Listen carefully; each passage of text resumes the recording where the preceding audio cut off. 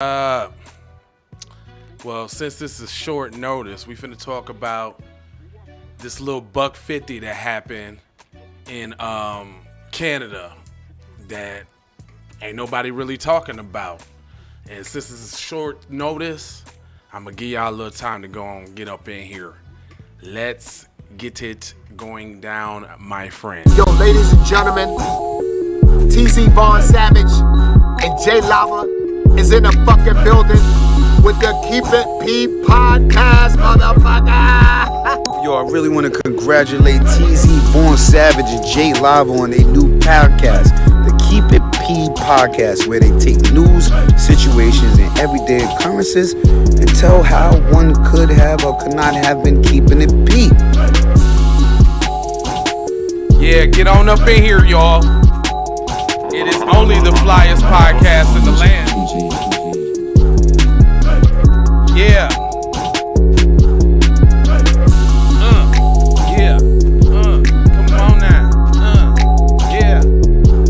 Get in here. Come on. It's time. Let's do it. Hey. Come on. Podcast. Keep me now. Look here now. I'm trying to tell you now. It's the Keep It podcast now, where we take news, situations, everyday occurrences, and indeed we show how one could have and could not have been keeping it P. And I'm not trying to tell you what to think. I'm trying to show you how to think. That's the very reason why I'm telling you that I bust down the articles the way that I do.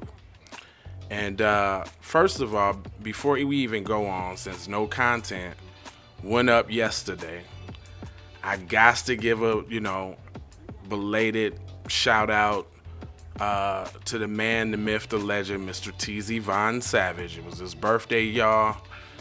Put your birthday love in the comments and all of that. If y'all know him, friends, personally on Facebook, you probably already said what's up to such an awesome guy. But I hope my brother's enjoying his times and all of that theirs, and just a little maintenance, a little cleanup, because this ain't necessarily a scheduled event. I'm gonna go ahead and talk about this, and then y'all will still have like the regular programming for the day. But I just kind of wanted to hop in here and talk about this. Here, let me show y'all what I'm talking about. These two guys right here. I'm gonna put the chat up here too. How my mic sounding? If you watching me, tell me how my mic sound. I've been trying to get, if y'all know, I've been struggling for the last, couple episodes trying to get my mic together. You know what I'm saying? Back in the studio, so to speak. So let me know what y'all got. I was just sending this out to the family like you should do. You should come in the house. It's just like wiping your feet on the floor. So go ahead and hit that like button. Make sure you share this to your peoples so they can get this valuable information, because they're not gonna bust this down on other channels. I sound good, Mom? Thank you. All right, and so let's get into it. This one's a doozy. I don't know why ain't nobody talking about it, but it says, now this happened in Canada, right? It says series of stabbings at an Indigenous community. An Indigenous community? Who is that? Is that black people? Come on now. It says an Indigenous community and other town nearby Schenectady, Saskatchewan, left 10 people dead and 15 people wounded. Canadian police say Sunday as they searched across the expansive province for two suspects. The stabbing took place in multiple locations on the James Smith Cree Nation and the village of Weldon, northeast of Saskatoon, police said. Obviously we don't know where these places are, but just know that they are in Canada. It says Rhonda Blackmore, the assistant commissioner, said that the victims appeared to have been targeted by the suspect, but others appears to be the attacks are at random, but she couldn't prove a motive. Oh, no. See? right there when they talking about they can't prove. Now, are we going to get to see who the victims are? Because my first question is, are they black? And if they're black, then it's all type of fish sticks and shenanigans. You already know it. But anyway, it says it's horrific. And what occurred in our Providence today, Blackmore said, adding that there were 13 crime scenes where deceased or injured people were found. It is among the deadliest mass killing in Canadian history. And ain't nobody talking about it? It says the deadliest gun rampage in Canadian history happened in 2020 when a man disguised as a police officer shot people in their homes and set fires across the Providence in Nova Scotia. Well, damn. Killing 22 people. Well, damn. I'd like to know what color those people were too. It says a man used a van to kill 10 pedestrians in Toronto 2019, but mass killings are less common in Canada than the United States. They try to throw that little dig in there at the United States, rightfully so. Says Blackmore said that the police began receiving reports around 6 a.m. of a stabbing on the First National community. More reports of attack quickly followed. By midday, police issued a warning. The vehicle reportedly carrying 2 suspects had been spotted in Regina, about 335 kilometers or 208 miles south of communities where the stabbings occurred. Police said the last information that they had from the public is that the suspects were sighted there around lunchtime and have no more sighting since. The Regina police, Evan Bray, said that late Sunday they believe the suspects. First of all, it's a lot of suspects. It's a lot of suspects, and I'm waiting for the criminal records. Let's talk about how much crime I know they done before this and how y'all done let them off the hook. Is that the case? It said if Regina area takes precautions to consider sheltering place, do not leave secure locations, do not approach suspicious suspects, do not pick up hitchhikers, report suspicious suspects to emergency 911, do not disclose police locations. Suspects were identified as Damian Saunderson, 31, I guess on the left, and Myers Saunderson, 30. So I guess they're brothers. Saskatchewan Crime Stoppers issued a wanted list made that included the Miles, written that they're unlawfully at large. Doran Lees, the 89-year-old mother from Weldon, she said that her daughter thought that she saw one of the suspects when the car came barreling down the street early in the morning as her daughter was having coffee on the deck. Lee says the man approached and said that he needed help. Blah, blah, blah, blah, blah, blah, blah, blah, because I know it's a lot. I'm doing a few scrolls because I ain't got time for all of the... It says the search for the suspects carried out fan descents on Regina for a sold-out annual Labor Day gone between Canadian Football League, Saskatchewan Rogers, and the Winnipeg Blue Bombers.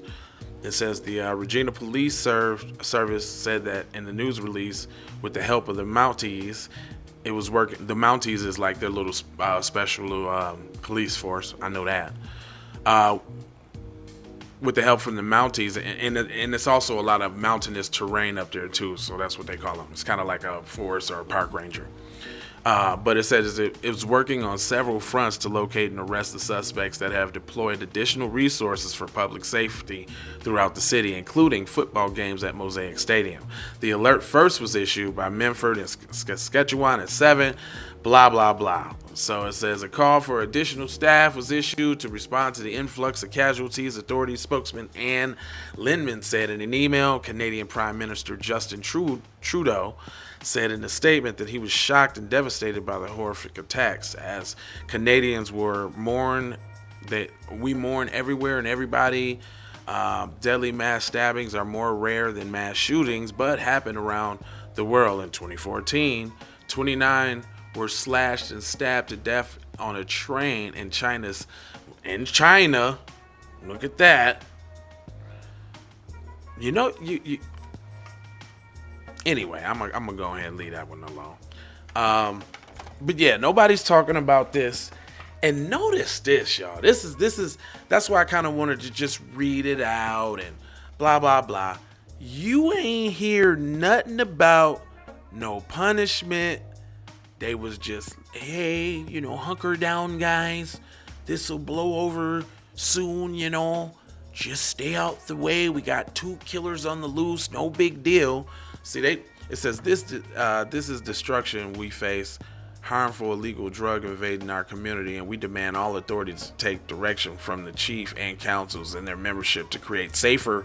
What does that have to do with these 2 kills? See, sometimes I go back and read a few paragraphs that I skipped over because I know it's some BS, and just like that, it was some BS. What does that have to do with finding these 2 dudes that had just went on a whole stabbed up killing spree? Good question. Y'all let me know what you think in the comment section, right? I got 4 words that I'll leave you with. But before I leave you with those 4 words, how about a word from Miss Kendra Blackwood? Be one to the family. This is Kendra Blackwood of Hot Lava Music TV and the Hot Lava Media Group. And I come to you today with an urgent call to action. And with that being said, this petition is to demand the U.S. government immediately make anti-Black racism a public health crisis is now an active campaign at change.org. And after this message, I'm going to need you to go over there and show your support. Right after you smash that like and subscribe if you have not already. Make sure you hit that bell for notifications. It doesn't cost you a thing. Now, this is a petition to demand cash reparations for foundational Black Americans addressing 2 critical components. So what is anti-Black racism? Anti-Black racism is defined here as policies and practices rooted in American institutions such as government, finance, education, healthcare, and justice that mirror and reinforce economic deprivation, racially targeted laws, beliefs, attitudes, prejudice, stereotyping and/or discrimination toward foundational Black Americans. What is a public health crisis, you ask? Well, a health crisis or public health crisis is a difficult situation or complex health system that affects humans in one or more geographic areas, from a particular locality to encompass the entire planet. Health crises generally have significant impacts on community health, loss of life, and on the economy. And ultimately the solution to the problem, it is imperative that the United States government declare anti-Black racism a public health crisis for foundational Black Americans. We need to go out here and say exactly what we want. And we got to say it with our chest. And we kind of start pussyfooting around, and we got to stop being scared to say exactly what we want, what we need.